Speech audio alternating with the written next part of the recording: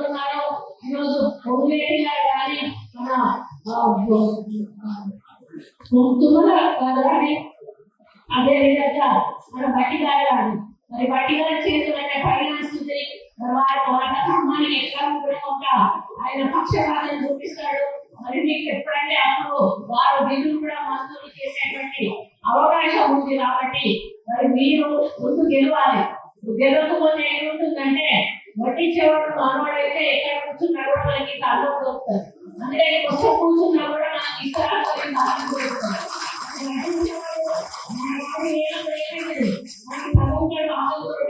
మనం గడుపు మార్చుకోవాల్సి వస్తుంది.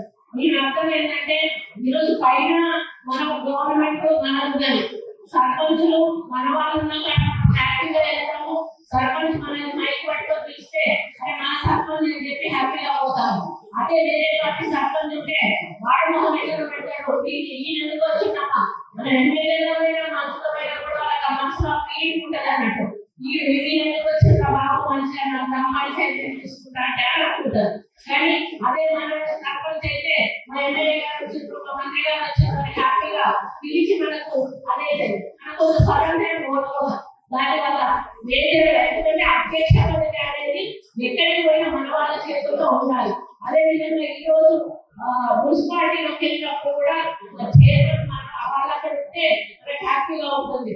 వార్డు వెళ్ళినప్పుడు వార్డు మెంబర్ మన వాళ్ళని మైక్ పట్టుకుంటే మనకు హ్యాపీగా ఉంటుంది.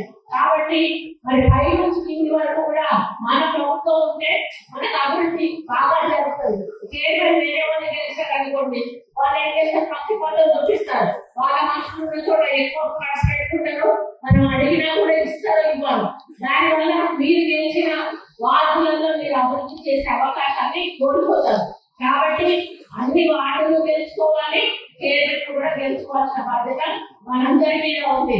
చైర్మన్ డిక్లరేషన్ అనేది మరి మీరు గెలిచిన తర్వాత అధిష్టాన వర్గం నుంచి అన్ని పై నుంచి మరి డిస్కషన్ చేసి చైర్మన్ కూడా మన స్థానిక ఎమ్మెల్యేలు స్థానిక డిసిసి ప్రెసిడెంట్ అందరూ కూడా కూర్చొని నిర్ణయించడం జరుగుతుంది. కాబట్టి అయ్యో ప్రాబ్లం ఇచ్చారు అనేటువంటి ఒక ఆలోచనతోటి మీరు ఎవ్వరు కూడా బాధపడదు. అట్లా ఎవరైనా ఉంటే వారిని మరి అధిష్టానం దృష్టికి తీసుకెళ్ళి వారికి ఏమైనా హెల్ప్ చేసే విషయాన్ని తప్పకుండా మరి మేము ఆలోచిస్తాము. మీరందరూ కలిసికట్టుగా ఒక్క తాటి మీద నిలబడి మరి మీరు పని చేసినప్పుడే 100% కూడా మన అభ్యర్థులను మనం గెలిపించుకునేటువంటి అవకాశం ఉంటుంది. కాబట్టి కొన్ని సర్పంచులలో ఎంతైతే పట్టుదలతో మీరు గెలిపించుకున్నారో అంతకు రెట్టింపు పట్టుదలతో మీ ఎన్నికల్లో కూడా మీరు గెలిపించుకోవాల్సిన అవసరం ఉంది. మరి మొదటిగా కొత్తగా ఏర్పడిన మున్సిపాలిటీ అంటున్నారు. మొదటి జెండా కాంగ్రెస్ జెండా మీ మున్సిపాలిటీ మీద ఎగిరేయాల్సిన బాధ్యత మీ అందరికీ